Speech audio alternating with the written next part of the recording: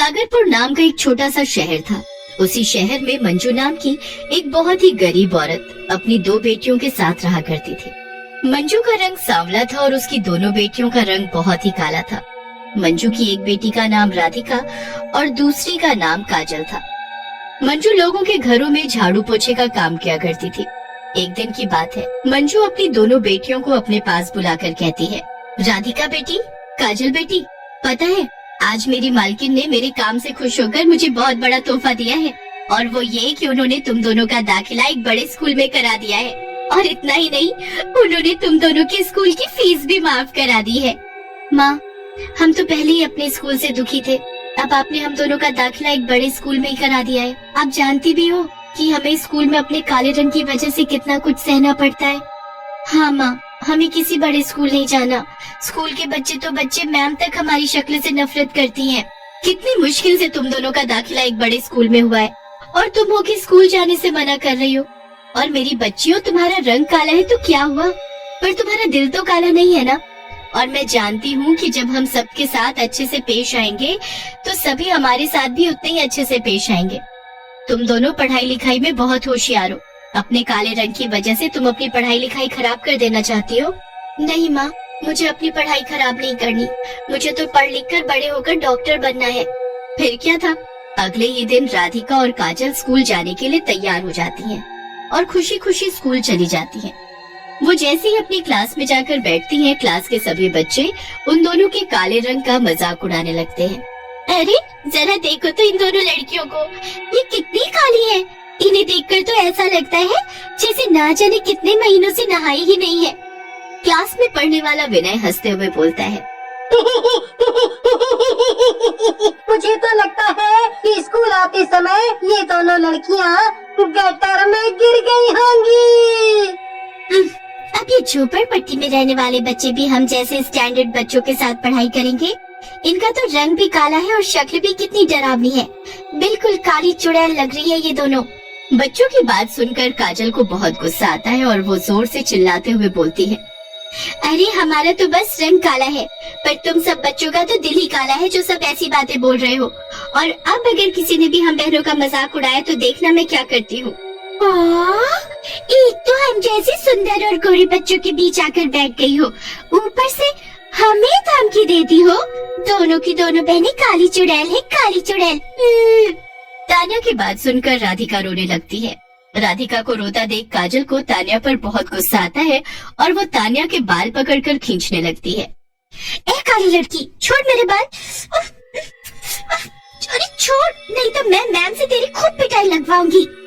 शोर सुनते ही कुसुम ma'am class में आती है और बोलती है, मेरी क्लास में इतना शोर? देखो मैम, इस काली लड़की ने मेरे सुंदर बालों का क्या हाल बना दिया है। तुम दोनों तो न्यू स्टूडेंट हो और क्लास में आते ही तुम्हारी शैतानियां शुरू हो गई। मगर मैम, ये सभी बच्चे हमें काली चुड़ैल बोलकर चिढ़ा रहे थे। ये तो बहुत ही गलत बात है। बच्चों, ऐसे किसी के रंग का मजाक नहीं उड़ाते। और तान्या, इनका नाम काली लड़की नहीं है, ये काजल और राधिका है। ओके, अब से कोई इन्हें काली बोलकर नहीं चिढ़ाएगा। सब इन्हें इनके नाम से बुलाएंगे। ओके तान्या? कुछ ही देर में लंच ब्रेक हो जाता है। तान्या अपने दोस्तों को अपने पास बुलाती है और बोलती है, इन दोनों बहनों की वजह से आज मैम ने मुझे कितना सुनाया। और तो और इस काली लड़की काजल ने मेरे सुंदर बाल भी खराब कर दिए। इन्हें तो सबक सिखाना ही होगा। क्यों ना इन दोनों को साइंस लैब में बंद कर दे। लेकिन मैम ने तो सभी बच्चों को उस लैब में जाने से मना किया हुआ है। तुम्हें पता नहीं है क्या, उस लैब में कुछ दिनों पहले एक केमिकल विस्फोट हो गया था। अरे तो अच्छा ही है ना, वो दोनों भी थोड़ी केमिकल की खुशबू ले लेंगी। तान्या की बात से सभी जोर जोर से हंसने लगते हैं। फिर तान्या और उसके फ्रेंड काजल और राधिका के पास जाते हैं और उन दोनों को साइंस लैब दिखाने के बहाने उस लैब में बंद कर देते हैं। अरे तुम सबने हमें इस लैब में क्यों बंद कर दिया? हमें यहाँ से बाहर निकालो। इस लैब से तो बहुत गंदी केमिकल की स्मेल आ रही है। प्लीज प्लीज हमें यहाँ से बाहर निकालो। तान्या और उसके फ्रेंड पर राधिका और काजल की किसी बात का कोई फर्क नहीं पड़ता और वो वहाँ से चले जाते हैं। कुछ देर के बाद जब तान्या और उसके फ्रेंड्स लैब का गेट खोलते हैं तो देखते हैं कि काजल और राधिका फर्श पर बेहोश पड़े हैं। ये दोनों काली बहनों को क्या हो गया? कहीं ये दोनों मर तो नहीं गई? तान्या, अगर कुसुम मैम को पता चला कि इन दोनों बहनों को लैब में बंद करने के पीछे हमारा हाथ है, तो वो हमें छोड़ेंगी नहीं। मैम के डर की वजह से तान्या लैब का गेट फिर से बंद कर देती है और सभी वहाँ से भाग जाते हैं। लैब में केमिकल की स्मेल की वजह से राधिका और काजल की मौत हो जाती है और वो एक डरावनी काली चुड़ैल बन जाती है। इन बच्चों को तो मैं छोड़ूंगी नहीं, इनकी वजह से आज हमारी ये हालत हो गई।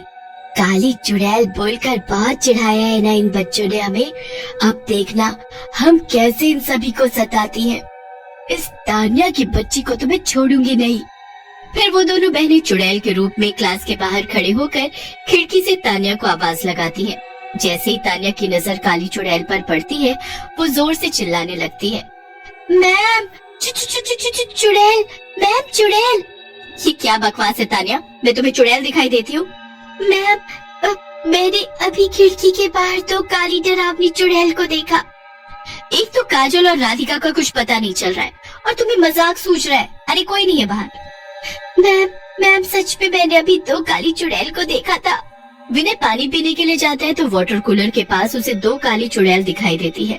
हे भगवान, काली चुड़ैल! इसका मतलब तानिया ने सच में दो काली चुड़ैलों को देखा था। क्या हुआ विनय? कुछ देर पहले तक तो क्लास में हम दोनों बहनों का खूब मजाक उड़ा रहे थे। अब हमें देखते ही चुट्टी पिट्टी गुल हो गई। काजल और राधिका, तुम और काली चुड़ैल? हाँ, हम दोनों काजल और राधिका हैं, जो तुम और तुम्हारी फ्रेंड्स की वजह से चुड़ैल बन गई हैं, और अब हम दोनों किसी को नहीं छोड़ेंगे। विनय भागता हुआ अपनी क्लास में जाता है और मैम से कहता है, मैम, कुसुम मैम, मुझे बचा लो, उन दोनों काली चुड़ैल से मुझे बचा लो। अब तुम्हें क्या हुआ विनय? तान्या की तरह तुम्हें भी काली चुड़ैल दिखने लगी है। तभी क्लास में दोनों काली चुड़ैल आ जाती हैं और राधिका चुड़ैल विनय का गला पकड़ लेती है। दो काली चुड़ैल को देखकर क्लास के सभी बच्चे डर के मारे सहम जाते हैं और चिल्लाने लगते हैं। अगर किसी ने भी चिल्लाने या शोर मचाने की कोशिश की तो हम दोनों उसे कच्चा चबा डालेगी। हे भगवान, ये तो सच में बहुत ही डरावनी काली चुड़ैल है।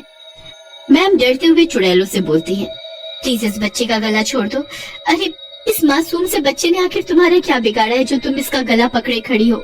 सिर्फ इसने नहीं, बल्कि इस क्लास के सभी बच्चों ने हमारे काले रंग का बहुत मजाक उड़ाया है। आपकी क्लास की तान्या, कशिश और इस विनय ने तो हद ही कर दी। इनकी वजह से हम दोनों बहनें एक डरावनी चुड़ैल बन गई है।